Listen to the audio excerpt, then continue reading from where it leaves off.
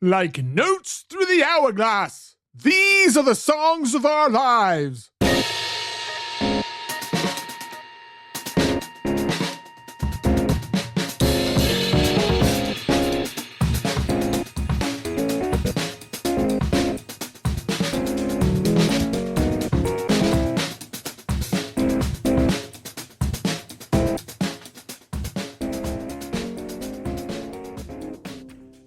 Welcome to another edition of Songs of Our Lives. I am Brad Rose. I am a musician, a composer, a writer, somebody who thinks about sound an unhealthy amount.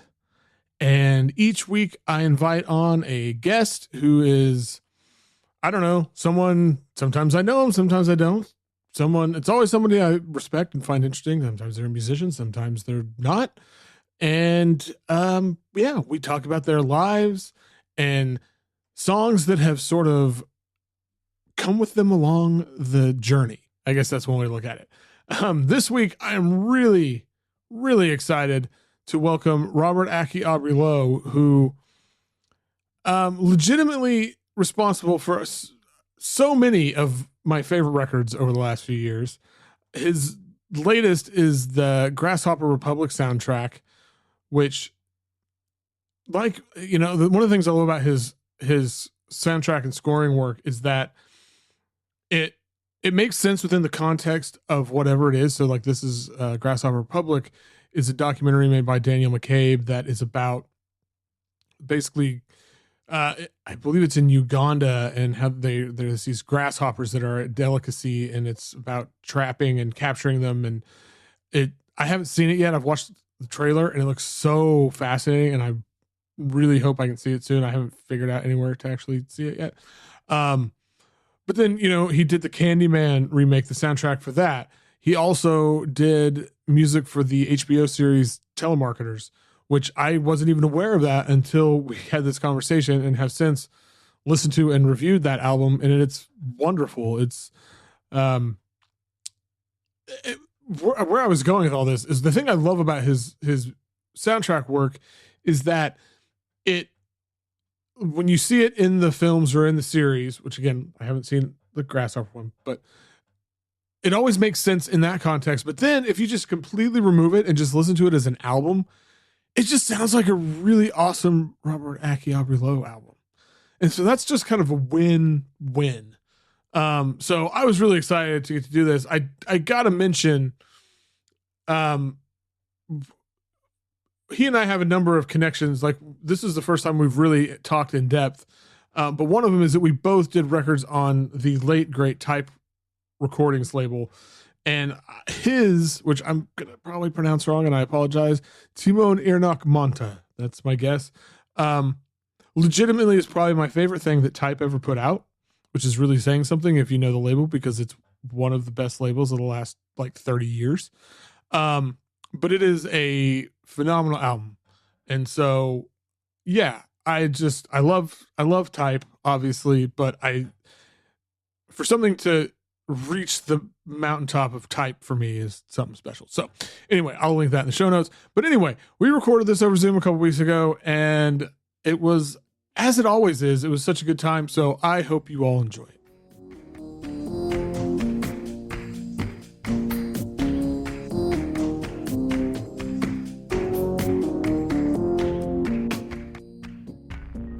My guest today is a musician, composer, a film scorer. I don't know if that's really a word.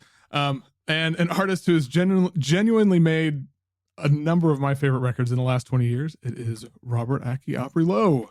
Hello. Welcome to the show. Thank you. How's it going? It's going. So I have a story. I think that we've met. I don't, we're going to see if the details are right. And you're gonna be like, oh yeah, that probably was this. So 2008 or 9. So there was, I don't know. I did 2 tours in, it was like 2008, 9, 10, somewhere around there. 2 different bands. Played in Chicago twice. Both times played at Enemy, which I believe was upstairs from, was it called Heaven? Yeah, Heaven Gallery. Yeah, exactly. Heaven Gallery. Okay. And so there was one show where I don't remember which one it was, but there was a show going on at Heaven Gallery like the same night, and it was this like, and so I think we met and talked very briefly, and I just remember the thing that sticks out to me is I remembered thinking, because I'm in Tulsa, Oklahoma, and in 2008 there was nothing going on here, and I just remember thinking, wow, this one building has these two like awesome venues, like things going on in one, and I just thought it was the coolest thing. So anyway. No, for sure. Yeah. No, it was, and especially Chicago Chicago throughout the 90s and early 2000s, like through the aughts. It had a lot going on musically. Yes. It was a little more adventurous than most places. Yeah, it was. Every time we went, I love playing there, and Enemy was a fun space, although loading in was the worst experience imaginable. The like third floor, yeah, no elevator. And not like short floors, like they tall. It was rough. So, and I don't remember if that was because there was one year too that a old sort of mutual. I'm sure we know a lot of the same people, but one of those times, John Twells from Type Records. So John and I, we've known each other forever, and just one of my favorite people in the world. But John met us in Chicago to hang out, and I don't know if it was if it was the same show where that happened, but I know it was a few years later then that, of course, you put out your record on Type. Mm-hmm. Yeah, at that point, I was living in New York.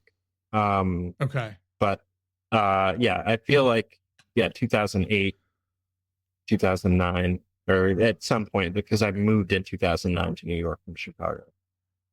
Okay, so it must have been 2008 when that show. Anyway, yeah.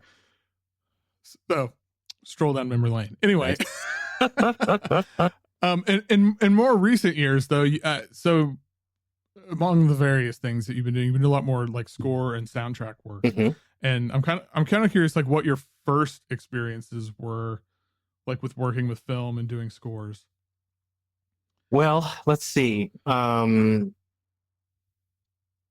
first experience I had was, it was just licensed music. Right around the time I had released my first solo record with the Likens moniker on Cranky Records, and there was a young filmmaker that had made a short film that was a part of the AFI program, the American Film Institute program, that asked if he could license a piece of music. And I do think that the work that I've made historically, specifically solo work, has lent itself to a cinematic space. So there were a couple instances where my work had been licensed for short films, nothing big. And then in 2010, like shortly after I moved to New York, I was approached by a good friend of mine, Kevin Barker, who was making his first narrative feature called Last Kind Words, which is sort of a gothic ghost story that takes place in Kentucky. And he had asked me if I would do the score.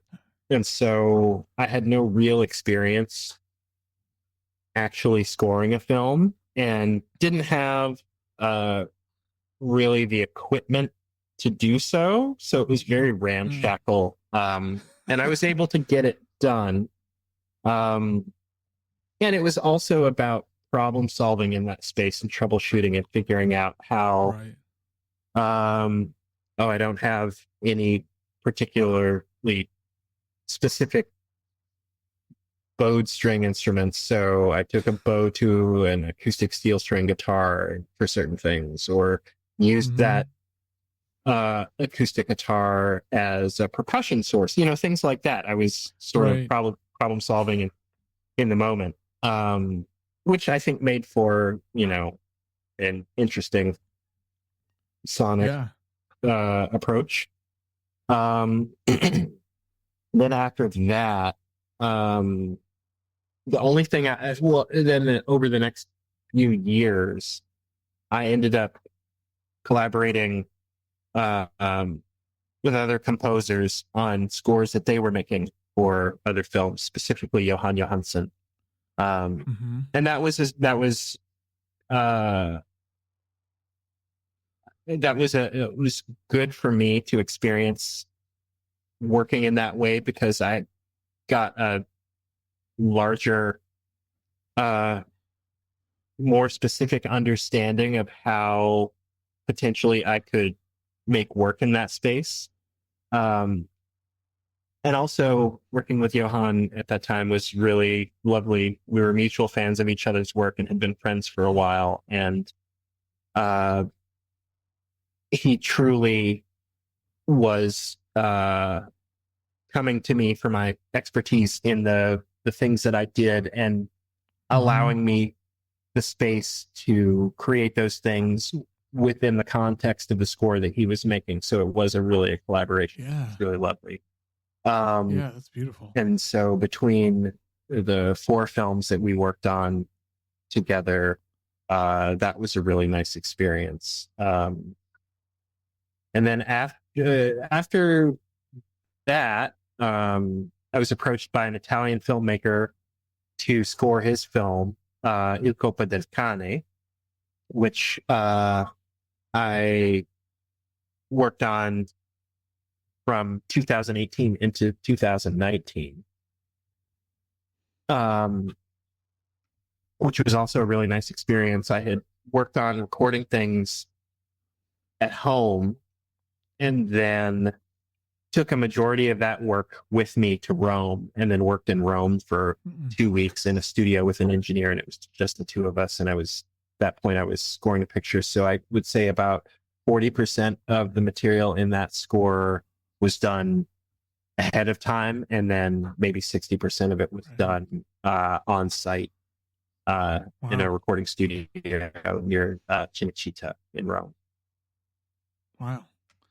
So that's kind of where that arc, which leads into where we are now, which actually at the time I was in Rome working on that score, I received an email from Monkey Paw. This is February of 2019, asking me if I would potentially be interested or have the availability to have a conversation about doing a score for a horror film that they were currently working on, which was Candyman. Right. That's amazing. Well, can you tell me about the newest one? So Grasshopper Republic. I haven't seen the film. I've listened to the soundtrack, the score, a number of times. How'd you get involved with that one? Grasshopper Republic, the filmmaker Daniel McCabe reached out to me, honestly via social media, and asked if I might be interested in potentially doing a score for this film that he was working on, this documentary called Grasshopper Republic. Or at the time it was called Nsenne, which is Ugandan for grasshopper. And sent me a 3-minute sizzle in the DM. And I wrote him back. At the time I was in the process of doing a couple other scores. But I said, yeah, let me take a look at it. I'll get back to you as soon as I can. And I think it took me a few days, maybe even as long as a week. And then I sat down and watched this 3-minute sizzle reel that he sent, and was so floored by the visual, the work. It was just stunning and really exciting, and made me very interested to speak to him more about the film, what it was, how it came to be. And so, that conversation started. And it was sort of once we had a real conversation about it, it was sort of a no-brainer, that I would want to collaborate with him on making the score for this film. Yeah, I can't wait to see. I read an article about just the like the what the documentary's about. Like it wasn't specifically about the documentary, but I think it was like even like a National Geographic article or something. And I don't know. And then when I got an email about this about your score, I was like, oh wow, like this. I'm really curious to see the documentary just because I found like the article was so interesting and just what it's about. And so, and I'm really having listened to it's always an interesting experience as a listener or as like to hear. So I've heard I've heard your score. I've listened to it a couple times to then see the film later. I think it's going to be interesting to see how it all fits together. Sure, of course. And so, well, that's cool. Well, I'm really excited to see what all you have coming next. And, obviously this is the newest thing, but I'm sure you've got tons of irons in the fire. So I have a couple things going on. And also I just finished the work on this docuseries for HBO called Telemarketers. Oh, cool. Which is that was also a really fantastic experience to be able to work on that one. And if you haven't seen it, I highly recommend it. I clearly have a bias, but yeah, it's a really well done series, 3-part, hour-long. Okay. I need to. series. I've been wanting to. A friend of mine who's a filmmaker, Black Horse Lowe, has a new series on. I think it maybe just premiered last week on HBO. It's like Navajo PD. Oh, yeah. I mean, I know Black Horse. The episodes of Reservation Dogs that did. Yeah, that's exciting. I know that. Yeah, so I've been wanting, like, I don't have an. I was telling my partner, I was like, okay, once more of these episodes are out, we need to do like the free trial and watch all of them, and so I'm going to add this to the list to do because I'm really curious about it. That's cool. Well, awesome. Well, I guess let's get into the meat of this here. Yeah. And talk about some songs and stuff. Do it. So to start, what is the first song you remember? So the first song I remember is my father had a cassette of Great Performances, which was, like a classical music series. And he had Gustav Holst's The Planets. And the first thing I remember, like very, very distinctly, was Mars from Holst's The Planet. And I think that probably had to do with the relationship that I had to, at the time, I was young. I was very young. Star Wars. Because of the relationship between John Williams' theme for the Empire and Mars, like there's quite a correlation. Like there's like if you that's exactly where my brain goes. Yes. Yeah. And I think due to that fact, that's something that I really attached myself to. Like, sure, I remember the Williams score, but I think due to the nuance and the power of that particular performance on that cassette of Mars really drew me in. And I thought, where is this? It was something that was really effective. Yeah, no, that makes the Star Wars connection. I think I'd sort of subconsciously made that, and then as soon as you said that, I was like, oh my god, that's what it is. That's where my brain kept going. It really is. But that's I think that's such an interesting thing too for when you're young. Like those are the kind of things that, like, being able to make those connections from something like Star Wars to something like this. I think it just makes that the thing like Mars or whatever it is makes such a stronger impression and makes you, like, to me, it like draws you to it. Yeah. And I think those are really cool things. So that's where that comes from. That's the first thing that comes to mind when I think about what an early memory. Gosh. It's like such an epic piece of music. Yeah. And I think I was probably, I don't know, 6 or 7 years old, maybe. Yeah. Wow. That's awesome. I one time, I don't know how old I was. I must have been teens, maybe. I saw a thing at a planetarium that was with the planets, and it was awesome. It was so cool. Yeah. I love planetariums.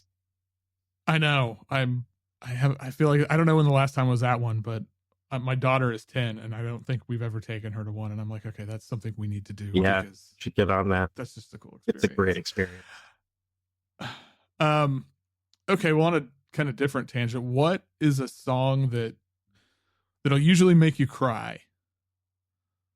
So I thought about this one a lot. I think that there are, I would say that there are probably a couple. The one that I went to specifically was Mesmerism by Dead Can Dance, and that's due to a very specific experience that I had. I'm a fan of Dead Can Dance and had never seen them, and I was doing a performance at this festival called Primavera Sound in Porto, Portugal, and they were performing, and I just remember watching them for the first time, and this was probably 2011. I think it was 2011. And I just remember standing on a hillside above where the staging was, which it was quite a large stage. But I was standing on the hillside with my friend David, and we were both standing there watching Dead Can Dance, and it was just sort of an emotional moment. Like I felt tears almost welling up. I did not cry, but I think that it put me in this space where that was something for me that when I think about that and when I listen to that tune in particular, that's one example. But yeah, so I would say between that and the Yusuf Islam, or Cat Stevens as he used to be called, but Yusuf Islam, the main theme to Harold and Maude is actually another one that, and I think seeing that film at the time that I did and having this real love of Hal Ashby's work, it was a very emotional film for me. And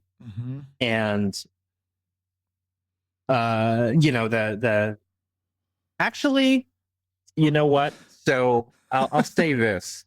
I think that there are several songs in this list that I would say could be like sort of flip. Right. I'm actually going to wait to bring up the Yusuf Islam. Let's continue on, and I'll get back to that, because I think that it could work here, but I think it could work elsewhere within the Okay. No, that I think I've had experiences like that where I just it's happened like at a live performance of like someone I maybe never thought I would get to see or something, and there is just a point where, like you described, this emotion just comes over you, sometimes kind of out of nowhere, where you're just kind of in the moment. It's like, oh my gosh, I feel like I'm going to just start, like, I'm just going to kind of lose it here. And it's beautiful and kind of wonderful. And that's like, Mesmerism. I just really like that song. I love the vocals on that song. That's one of the things that It just, it's so good. It's so good. Well, kind of on the opposite side of that, what's the song that always puts you in a better mood? A song that always puts me in a better mood is the song that I heard, and it was from an African music series on the late 50s that were recordings, field recordings by Hugh Tracy, who was an ethnomusicologist who spent most of his time exploring the music and sound of Africa, similarly to how Lomax, Alan Lomax was doing in the US. But Hugh Tracy was in this village in Kenya, and the Kipsigi tribe, he recorded a song called Chemirocha, which the young villagers had made after hearing a 78 recording of Jimmy Rogers. Wow. Yeah. So Chemirocha, apparently, I don't know exactly how it happened, but I'm pretty sure missionaries had gone to this particular village a few years before and had brought like a Victrola of some kind, and had a Jimmy Rogers record, which they played for the young people of the tribe.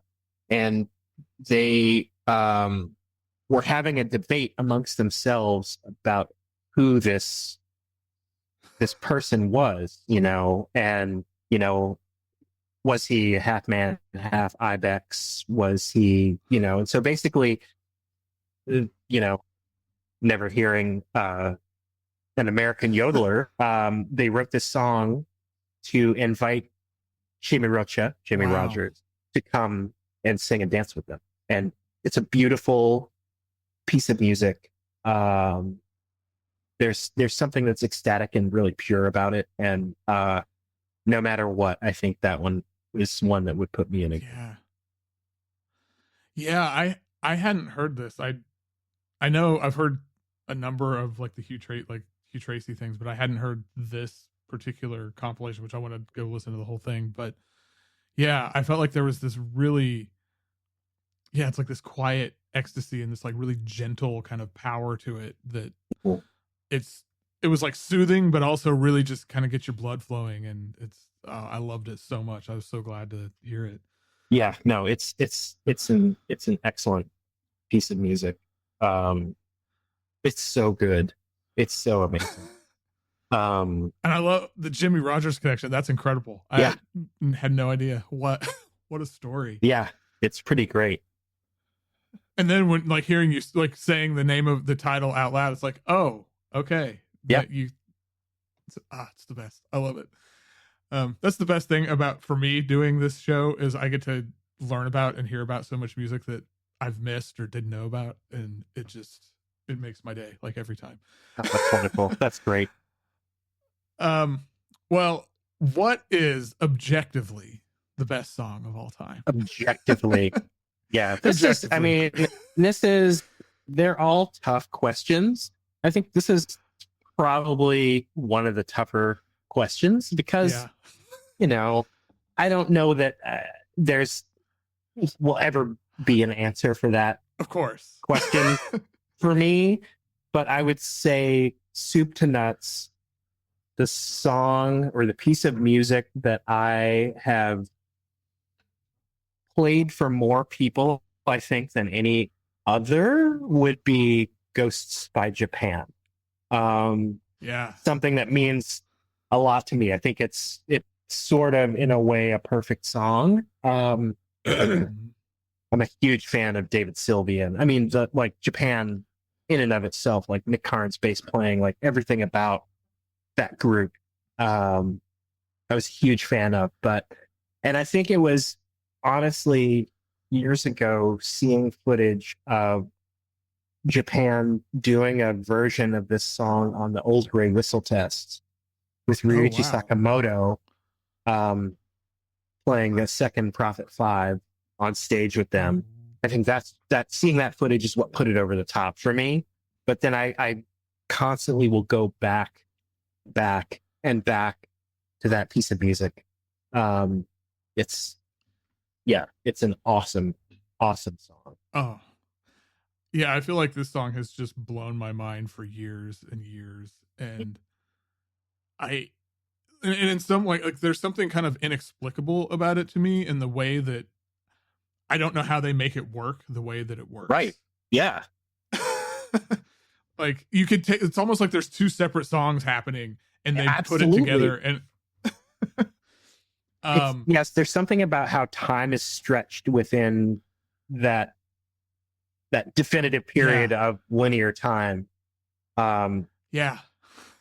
It just moves and shifts in so many different ways. And there are percussive elements that are not overbearing, or you don't like really find yourself latched on to any sort of a beat, but there is that element there. There's all of the sort of ethereal movement of the synthesizers and, not necessarily grabbing onto the idea of a pad or a chord. It's just everything is floating.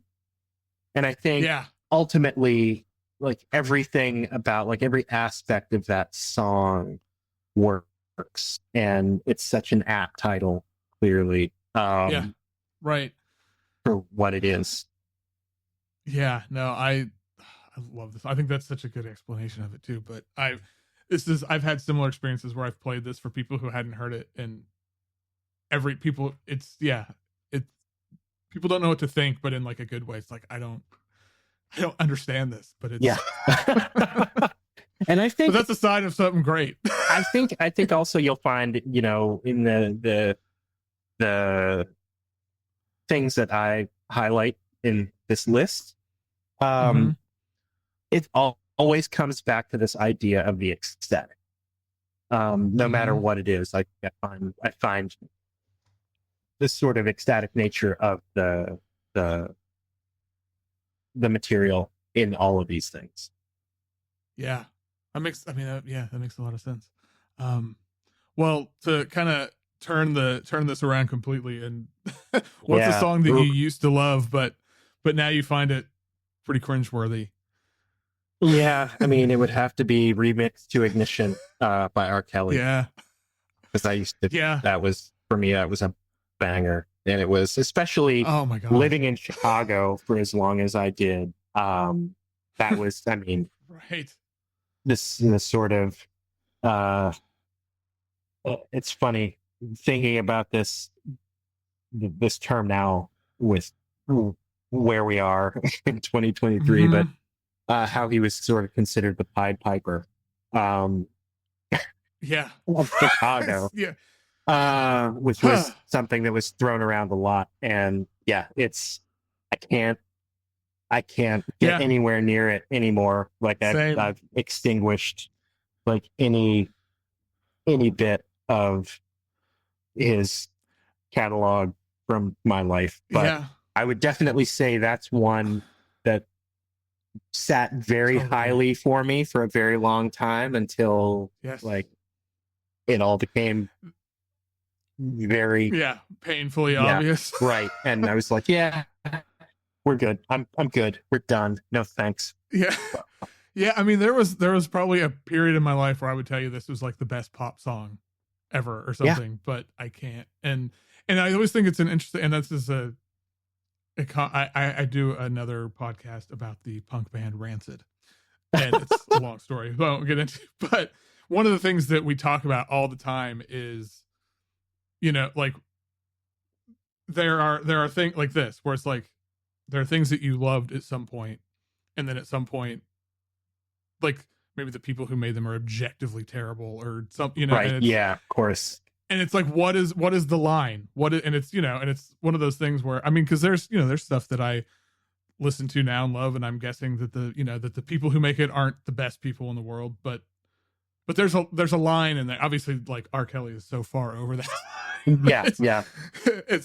But I always think that's an interesting thing. Like it's something I think about a lot, especially because like Rancid, there's a lot of questionable things there, but it was like this very formative thing in my youth was like West Coast punk, and especially those guys. And but the remix, Ignition, no thanks. Yeah, too bad. Well, let's not talk about R. Kelly anymore, and let's turn it around. Let's talk about a song that a lot of people, most people, however you want to create this context for this, but a song that people hate but you love it. Okay, so to give some context to this one, I became a fan of Yoko Ono's work when I was probably like 19 or 20 years old. The first time I heard the album Fly, I was like, what is this magic? And I became completely ensorcelled by this track, Mind Train. And it's talk about like a banger. Like it trucks. And I mean, it does give you the experience of, a train. Like it's just moving and it goes for a long time. And I think at the time that I became really interested in Yoko Ono's work, not only the sonic work, but also just her work as a Fluxus artist, I became very engaged with her practice before John Lennon and then after. And there weren't a lot of people at the time that would come along with me on that ride. I think at this stage, I think that there are a lot more people. I think she's more widely appreciated, right, for the work that she's done historically. But early on, I was like all in, like anything I could find, I was super excited about, and I felt like this was an artist that it took other people a little longer to catch the vibe. But I would when I would DJ, sometimes when I was around that age, I would put that on and just let it jam. And oh man, and I was like, I just had the confidence to do it because I loved it so much. And it was it's such a jam. It's such a cut. Oh my God. And I think more people get it now, but I think at the time, the circles at least that I found myself in, people did not appreciate the magic that is Yoko Ono.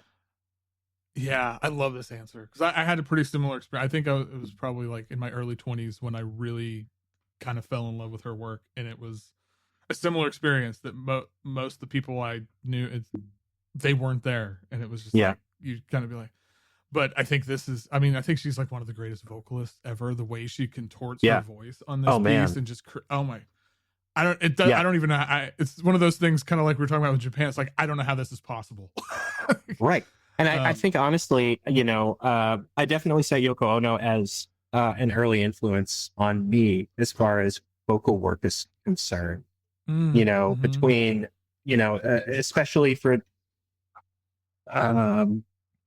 Yoko Ono, Diamante Galas, Robert Wyatt are all real heavy hitters for me as far as how they use their voices in that space. And they're talking within the context of, popular Western music, specifically popular Western music. American and, English, British music. But yeah, she was very much, and I feel like you can hear that in my work, even before I was more concentrated on solo work when I was playing in bands, and not only lyrical content, but also the ways in which I was exploring how I could use my body and my voice to create these sounds and utilize it as more of an instrument, as opposed to, even though I was using it as a vehicle for language, but being able to find my way into that where the movement and the gesture of the sound was just as important as the lyrical content. Yeah, that was this. There's this physicality to her, the the way she sings and uses her voice that I think that it's so much more than just the voice, like you were saying, and I think that's really interesting. I can hearing you say that, and it's like, yeah, I can see that. That makes sense. Like with your work, that's really cool. She's amazing. I love Yoko Ono. Oh yeah, so incredible. Well, what is the most romantic song? So my answer to this was Sweetest Taboo by Sade, which I do feel. And once again, like leading into this idea of the ecstatic, I think that you find that within this. But I mean, there are others songs, and I'll now on back to the Yusuf Islam. I think that Trouble could also be considered a very romantic song due to the nature of how it was used within the context of Hal Ashby's Harold and Maude.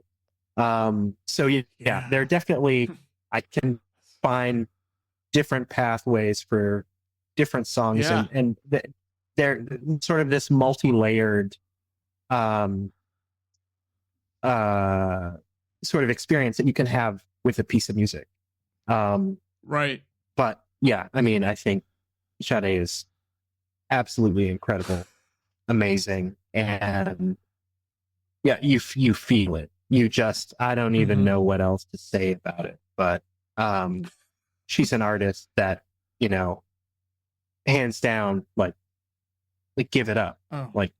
Super incredible the work that she's done. Period. And this there's definitely a romance. Right. And not, you know, not a syrupy, sugary one, but something that is, you know, is once again like very complex and much deeper. Yeah, there's a real gravity to it. I think it's amazing to me that, so I think this is the 10th one of these that I've recorded, and it's taken 10 episodes for someone to say Sade on this answer, because every time I'm like, wow, I know, because that's like one of the first places my brain goes is but I really like the Yusuf Islam answer too. I think that's a really, because in the context of Harold and Maude, that is such a good shout out. I mean, I think it is very romantic, and it's very sad. So yeah, it's there's something that's melancholy about, God, I'm getting choked up about it already. There's something that's very melancholy about it, but also something that's very deeply warming and just loving about that song. Yeah. I love both of those. They both count. I don't know what that means, but well, what's a song that changed your perspective on an artist? So I was familiar with the group Talk Talk sort of as a pop group, sort of, you know, very active and poppy. And then when I started to hear the later material, like Laughing Stock, once again finding this complexity in the work that they've done, you know, throughout the course of the career of Talk Talk, then especially after the fact, Mark Hollis' solo record, like Mark Hollis is up there for me, like with David Sylvian, you know, and Yoko Ono and Robert Wyatt as like such an incredible voice. Like there's something about how he imparts this, you know, this storytelling, everything about Hollis and Mark Hollis, and you know, and I started once I listened to Newgrass and Taphead and everything on that record, I went back and started to listen to things that were a little earlier, and also The Color of Spring. Like that's when it like takes off for me. And I love Talk Talk across the board. I think that all the work that Talk Talk did was great, and I find it very enjoyable. But I think particularly when I heard Newgrass, that song, there was something that was it was just, I don't know, so rich. Yeah, I make notes on all of these things, so I have something to talk about. But like, I mean, I love talk and talking about the complexity of this song. To me, there's, and I feel like this is like a recurring theme, but these like things that there's these sort of like this dichotomy of it's like it's so sort of fragile and delicate, but it's so heavy at the same time. Absolutely, And yeah. I think that's such a it's a special thing, like to tap into that, and especially in the way he does it on this song. Oh my gosh, it's just so like beautiful and moving and overwhelming. Yeah, that's it's something very real. Yeah. Well, what are your favorite lyrics? Whether it's a whole song, a line from a song. I had a couple for this one, but the one that sort of reigns supreme is "Eternally Yours" by the Eternals, which is a group comprised of Damon Locks and Wayne Montana, who were also in the group Trenchmouth with Fred Armisen and Krista Zuter. This was early on in the creation of the Eternals. They wrote this song. And every time I would hear them perform this live, and this is, probably 1998, 1999 in Chicago, and I saw them as often as I could because it was just such an incredible thing to experience this group. But I mean, every word in this song is really amazing, but the final passage, when the smoke clears and the noise dies down, on the final day, invaders will be done. And when that day arrives, I'll wear my finest threads. I'll comb the hair on my head. Remember the things you said. Beware of snipers who do not carry guns with poison gas in their lungs. They speak of assassination when the smoke clears. It's heavy as fuck. Fucking incredible. It's ultra poetic and incredibly pointed. Like everything about it. Damon's delivery of the lyrics, also the musical content of the song, like everything about it is something that for me has always stuck with me. And I'm so glad I got to experience in a live setting so many times. Every time it would hit me that much harder. Right. So yeah. When I was listening to it over the weekend, I was like, God, this song is, it's what, 20 something years old now at this point. Mm-hmm. It's just as prescient today as it. It's extraordinarily prescient in this moment in time, actually. Yeah. So yeah, that for me is the pinnacle. It's amazing. But then also I was thinking a lot about the lyrical work of Daniel Higgs in Lungfish, and how that also was very formative for me. But on Lungfish's last record, Barrel Hymns, there's a song called "Way Out is the Way Out," and there's a particular line on that song which he says, "Adrift in the bowels of the Lord," and that's just that line is such, like, it really it hits. But I'm this one I'm giving to the Eternals. But it's always never a bad thing to shout out Dan Higgs, and I love Dan Higgs. And I was saying this to somebody over the weekend. I was having a moment because listening to this, it just kind of sent me down a Lungfish rabbit hole, and I think it was yesterday. It's like I'm having a Lungfish is the greatest band of all time moment. Yeah, it's that's a real thing. You can make that art. Oh gosh, it's a real thing. Yeah, Daniel Higgs is amazing, but Damon Locks.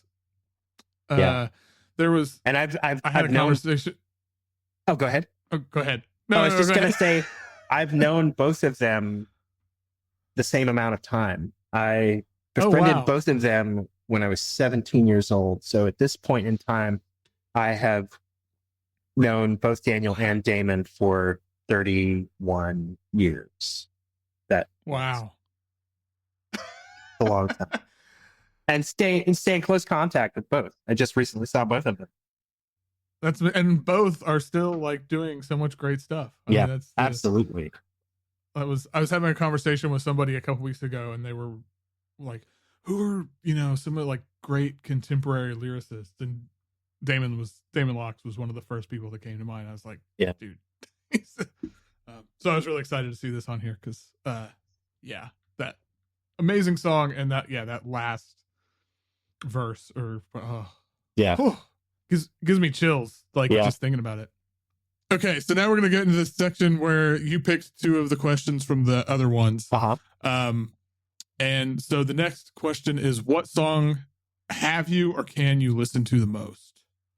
There's a song by Keelan Phil Coran, and Phil Coran was this multi-instrumentalist from Chicago, who made beautiful, incredible music. And there was a piece of music called Theme, African Skies. And it's just such a lovely, uplifting work. Over and over again, I could listen to that. I would never tire of it. I mean, there are a lot of songs out there that I feel carry a similar weight, but I would definitely say that that's one for me that I can go back to. And he would perform every Friday night at Ethiopian Diamond, which was an Ethiopian restaurant in Chicago. Oh, wow. So you could sit and listen to him as you were having dinner. Play kalimba or mbira or the harp. Like, it just really incredible. Wow. Incredible stuff. That's incredible. Not talked about enough. Oh my gosh. Phil Coran. Yeah. I'd never actually heard this, and I was blown away. It's so beautiful. Yeah, it's incredible, right? Yeah, I'm really excited to explore more of this music because this piece was just. Whew. Do you remember when you first heard it? Was it just like being in Chicago? And I first heard it. I bought a CDR off of him at a performance that he did, where he had a collection of works and recordings over the years that he would sell as CDRs at Chicago. And it was eventually properly issued as an LP, on an LP, through a small Chicago label, probably around 2000, I don't know, probably around 2006, 5 or 6, something around there. And I can't remember the name of the label, unfortunately, but I'm so happy to see that it exists in the world, continues to exist in the world. Like all of Phil Coran's stuff, the Heritage Ensemble, the Memorial for Malcolm X, like all of this work is really incredible. Yeah. Memorial for Malcolm X, I knew that. I think I have a copy of that. But this one was totally new and really, really great. So what was the last song that you completely fell in love with? It's the last song I completely fell in love with, and this was during the pandemic, during the lockdown during the pandemic. My wife and I were taking to find things to watch, and Steve McQueen, who is one of my favorite filmmakers, had just made a series of films called Small Acts. And the second film in the series, called Lover's Rock, after Mangrove, which was the first film, takes place at it's a house party sound system.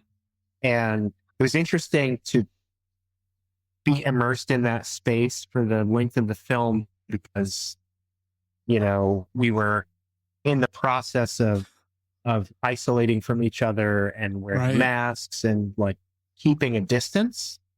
And everyone in this film is so close together, and everyone, their energy is so electric, but the DJs at the sound system made a point of playing Kunta Kinte dub by the Revolutionaries. And after the song plays through, everyone in the party is just wants it to go again. So they play it a second time, and then they play it a third time. So hearing that song 3 times in a row in real time in this sequence was really amazing. And once again, ecstatic, really incredible. And that's the last song that I heard that just pushed everything over the top. It was amazing. Yeah. Being able to experience it in that way. Song. Oh my gosh. I haven't seen that film. I'm really curious about it, but it's not going to hit the same way as it would have in the middle of lockdown.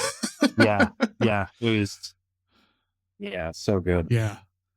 I really love this piece of music. It's, it's just, I especially love the, it's like that lead synth, but it kind of sounds like a flute. And it's so good. That melody is just, it's like haunting and incredible. So good.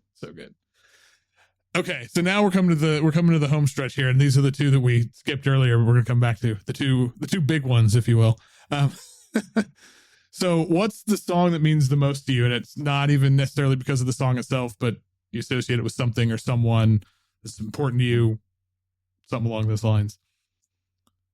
I would say that would have to be Alice Coltrane's Journey in Satchidananda. And I think it's important to me just because of the weight of it, the spirit of it. It's something that I discovered, early on when I was younger, and something that has always stuck with me. I actually also thought about John Coltrane's A Love Supreme, but this for me was something that sort of carried it over even more. And I think my exploration of the ecstatic, I think this one just hits the nail on the head for me a little bit more. And it's a piece of music that I will carry for me, and her spirituality within that space, and her energy and her being within that space, I think is something that I relate to in this way that I can't get away from it. And I think it's infectious in that way. I think so many other people also have that and carry that with themselves. Yeah, I'm not sure like there's anybody's music like in the history of the world that sort of has moved me or affected me like as much as Alice Coltrane's. Everything you're saying resonates very deeply with me. It's impossible for me to like, if I hear this, it's impossible for me to not just kind of get taken to another place. Yeah. And I have often said, like, if I was stuck on an island and I could only listen to one artist for the rest of my life, it would probably be Alice Coltrane. Yeah. Like, and Pharaoh on here shit, too, man. of course. Yeah. Yeah. Geez. I mean, this is like, it's two of these all-time great, amazing people at the height of their powers. Yeah. And just. But also, speaking of John and Pharaoh, that probably leads us to the final question. Yes, which is, what is your favorite song? My favorite song is the Holy Ghost himself, Albert Ayler, Love Cry. And I think also going back to this idea of vocalizations and finding space to explore things in different ways. The first time I heard Love Cry, it just put me in another space. And I think with Ayler is an artist that I respond to on all levels at all times. And like his body of work is so expansive for me. And I love it so much. I love everything he did, the way he talks about it in interviews. But Love Cry, like these sort of ecstatic vocalizations that happen in that piece of music, like lift me up in a way that most other things can't, and very few things can. Yeah. And I think, Ayler for me, and the famous quote is, Train was the father, Pharaoh was the son, and I'm the Holy Ghost. And I fucking fully believe it. Like, absolutely. Dude operated on such an advanced level. Like, no one else can touch it. No one else can touch it. Yeah, I mean, where it's like, what, 50 years on and still, or whatever it is. Yeah. it's untouchable. And then, I mean, and then Milford. Yeah.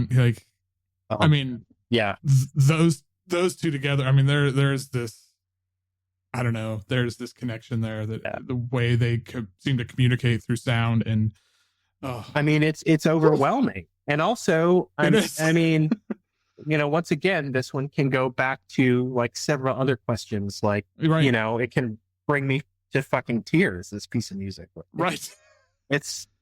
Oh man, it's so incredible. And so I would definitely put that up there. It's like, Eiler is like no other. Yeah. Well, that is a beautiful place to end. I really appreciate you doing this. This was a whole lot of fun. Thanks. And so Grasshopper Republic is out. Grasshopper Republic is out November 17th on Invada Records. 17th. And the Telemarketers score is out digitally on Invada now. And the physical release is coming. Like, we're just waiting for that one. But yeah, Grasshopper Republic, Telemarketers, Invada Records. Check it out. Check it out. All right. Thanks, Robert. Thank you appreciate so much. it. Of course.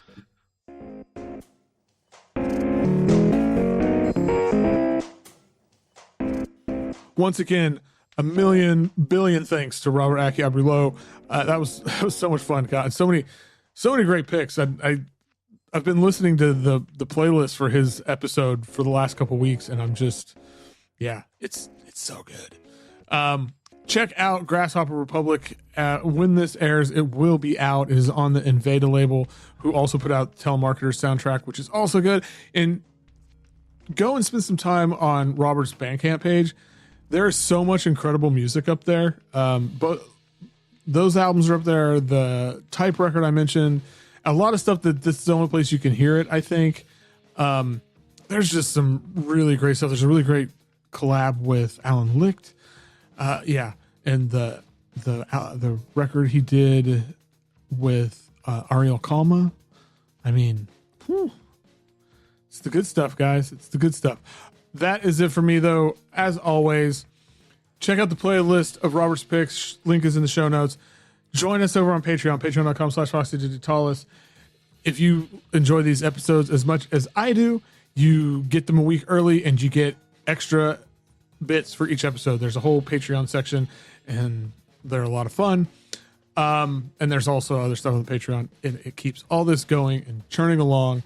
And also really hoping to amp up the Patreon a bit so that I can get someone to work with to help on the production end of these, just to make everything better. And, so that's all. Oh, and you can holler at me on all over social media, send me an email, whatever, or not, ignore me. That's cool too. Whatever you do, keep listening to whatever the hell you want.